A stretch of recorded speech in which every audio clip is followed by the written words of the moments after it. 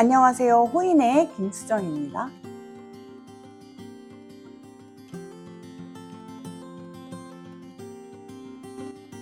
자, 오늘은 제가 이 책을 좀 가지고 왔는데요. 이거 미라클 모닝입니다. 우리 너무나 익숙하잖아요. 저는 영어 공부를 하려고 원서로도 샀고, 요거는 이번에 나오는 확장판입니다. 우리 한 번쯤은 다 시도를 해보지 않았을까 싶습니다. 저도 한동안 미라클 모닝을 해보겠다고 막 새벽 4시에 일어나고 이런 걸 했었는데 꾸준하게 하기가 쉽지 않더라고요. 이 미라클 모닝은 일찍 일어나서 나만의 시간을 가져라 라는 의미로 잘못 알려져 있다. 작가는 뭐라고 이야기를 하냐면 세이버스라고 해서 6가지를 해야 된다라고 이야기를 하는데요.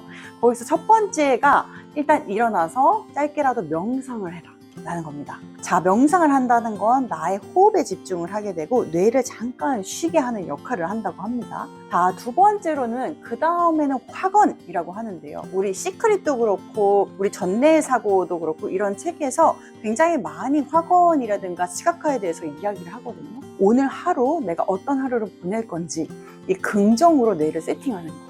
그래서 확언을 하는 거고요. 세 번째가 바로 시각화입니다. 시각화는 굉장히 중요한데 우리가 하루를 보내고 나서 어떤 기분이 되었으면 좋겠는지 또 내가 원하는 결과를 시각화를 구체적으로 한번 그려보는 거예요. 그래서 주로 저는 회의를 많이 운영을 하는데요. 회의가 끝난 다음에 어떤 기분을 느꼈으면 좋겠는지 또 회의 때 어떤 분위기가 됐으면 좋겠는지를 구체적으로 머릿속으로 그려요. 그 다음에는 짧게 이제 운동을 하는 거거든요. 그 다음에는 짧게라도 독서를 하라고 이야기를 합니다. 예전에 저는 책을 읽을 때 굉장히 성취욕이 강한 스타일이기 때문에 막 속독해가지고 어떻게든지 많이 읽으려고 했어요. 근데 읽어도 머릿속에 남지가 않는 거예요. 그때 느낀 게 너무 속독하는 게 아니고 좀 정독을 하고 음미를 하면서 읽어야겠구나 라고 해서 요새는 많은 양을 읽기보다는 짧게 읽더라도 그 의미에 대해서 되새기려고 많이 노력을 합니다. 마지막으로는 습작을 하는 건데요. 우리가 글을 쓴다는 건 익숙지 않은 사람들한테는 굉장히 곤욕이 될 수도 있을 것 같아요. 근데 저는 습작을 할 때 그냥 단순히 일기라든가 감사일기라든가 이런 거를 사건을 쓰기보다는 제 그 3자의 관찰자 시점에서 저를 쓰기 있거든요.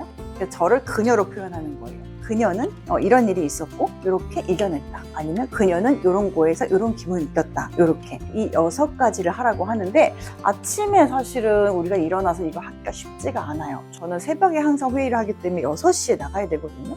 미라클 모닝을 하려고 하면 적어도 3시 반이나 4시에는 일어나야 되는데 그렇게 되면 너무 하루가 피곤한 거예요. 그래서 저는 첫 번째 일주일은 6가지를 1분씩만 했어요. 6분이면 끝나잖아요. 그 다음 2분, 3분, 4분 이렇게 늘려갔거든요. 그래서 하다 보니까 굉장히 하루가 긍정적인 걸 좀 느낄 수 있더라고요. 그래서 아침마다 사실은 차를 타고 운전하면서 가면서 이번 무슨 일이 벌어질까 막 이런 생각이 가득 찼었는데 이 미라클 모닝을 하고 나서는 그래도 오늘도 굉장히 꽉 차고 알차고 신나게 한번 살아봐야겠다. 오늘은 나한테 어떤 일이 벌어질까 이런 설레임으로 좀 바뀌기도 하더라고요. 여러분들이 이 새로 나온 확장편을 한번 사서 보시고 이 미라클 모닝을 일찍 일어나는 의미가 아니고 아침에 뇌를 긍정적으로 전환한 다음에 굉장히 가치 있는 하루를 좀 보내보자 라고 생각을 하시면 굉장히 도움이 되시지 않을까 싶습니다. 네, 감사합니다.